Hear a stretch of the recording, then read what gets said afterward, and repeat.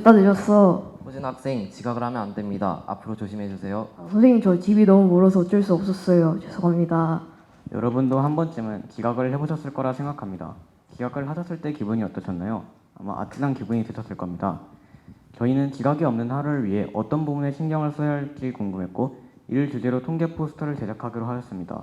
또한 지각을 한 학생들과 하지 않은 학생들의 차이점을 통해 지각의 원인을 알아내고 설문의 결과를 바탕으로 교육자료를 제작해 학생들의 지각 횟수 감소에 기여하고자 하였습니다. 본격적인 설문에 앞서 저희는 먼저 4명 중 1명은 지각할 것이다. 그리고 등교 거리가 멀수록 등교 수단의 속도가 느릴수록 그리고 기상 시각이 늦을수록 출발 시각이 늦을수록 지각을 자주 할 것이다. 라는 5가지 가설을 설정하였습니다. 이러한 가설에 기초하여 구글폼을 구성하였고 이를 학급별 등교 시간이 동일한 광서중학교 학생 약 140명에게 배포하였습니다. 그럼 지금부터 67명의 응답 결과를 보도록 하겠습니다. 우선 기본적으로 일주일 동안의 지각 여부에 대해 조사했습니다. 그 결과 25%의 학생들이 지각을 한다에 응답하였습니다. 이후 설정한 가설을 토대로 지각 여부에 따라 학생들을 나누어 자료를 수집하였습니다. 다음으로는 집에서 학교까지 도보로 소요되는 시간을 설문하였습니다. 등교 거리가 멀수록 지각을 자주 할 것이라는 저희의 가설과 달리 거리가 가장 먼 30분 초과의 학생들의 비율이 지각을 하는 집단보다 하지 않는 집단에서 더 높았습니다. 아쉽지만 이 그래프에서는 등교 거리와 지각 사이의 관계를 밝히기 불분명했습니다. 다음으로 등교 수단에 대해 설문했습니다. 보이시는 것처럼 확연히 도보를 이용하는 학생이 많았습니다. 그러나 지각을 하지 않는 집단이 하는 집단보다 도보를 조금 더 많이 이용하고 또한 지각을 하는 집단이 자가용을 더 많이 이용한다고 대답했습니다. 이 결과는 등교 수단의 속도가 느릴수록 지각을 자주 할 것이라는 가설과 반대되어 이번에도 등교 수단과 지각 사이의 관계를 밝히기엔 어려움이 있었습니다. 또한 기상시각, 출발시각과 지각 빈도수 사이의 관계를 알아보기 위해 저희는 상대 도수를 축으로 갖는 도수 분포 다각형을 이용했습니다. 여기 그래프를 보시죠. 검은색 그래프가 지각을 하지 않는 학생들의 그래프이고 빨간색 그래프가 지각을 하는 학생들의 그래프입니다.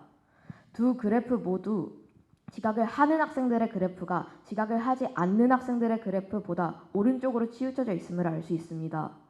가로축이 오른쪽으로 향할수록 기상시각, 출발시각이 늦어지기 때문에 기상시각과 출발시각이 늦을수록 지각을 자주 함을 알 수 있습니다.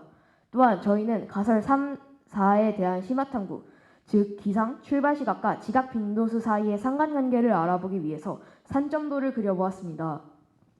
두 산점도 모두 가로축을 지각 빈도수로 설정했고 세로축은 각각 기상시각, 출발시각으로 설정했습니다.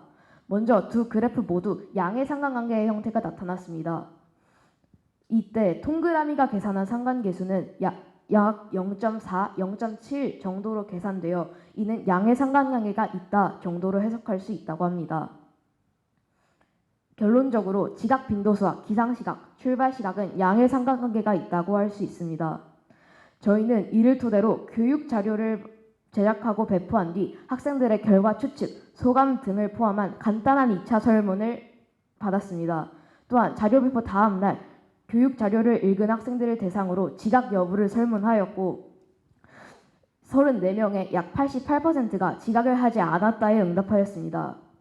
저희는 이러한 탐구를 통해 지각을 하는 학생일수록 기상시각과 출발시각이 늦는 경향을 보였으며 두 요인 모두 지각 여부와 양의 상관관계를 보인다는 결과를 얻을 수 있었습니다.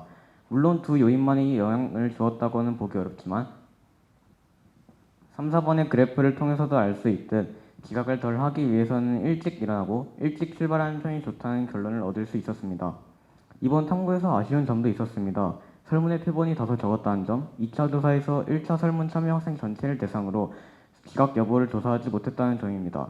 다만 교육자료 배포 전 실시한 설문에서는 지각을 한다고 답한 학생의 비율이 25%였던 것에 비해 교육자료 배포 후의 설문에서는 11%로 소폭 감소했던 것을 볼 수 있었습니다. 비록 설문조사 대상의 학생 수가 다르지만 저희의 통계 포스터 결과 공유를 통해 친구들의 지각을 조금이나마 줄일 수 있다는 사실이 유의미하게 느껴졌습니다. 지금까지 들어주신 여러분도 저희가 알려드린 지각의 비밀을 잘 활용하시길 바랍니다. 호진 학생, 집이 멀어서라는 건 변명이라는 걸 이제 알았죠? 네, 앞으로는 일찍 일어나고 일찍 출발할게요. 지금까지 광성중학교 수지자들이었습니다. 감사합니다.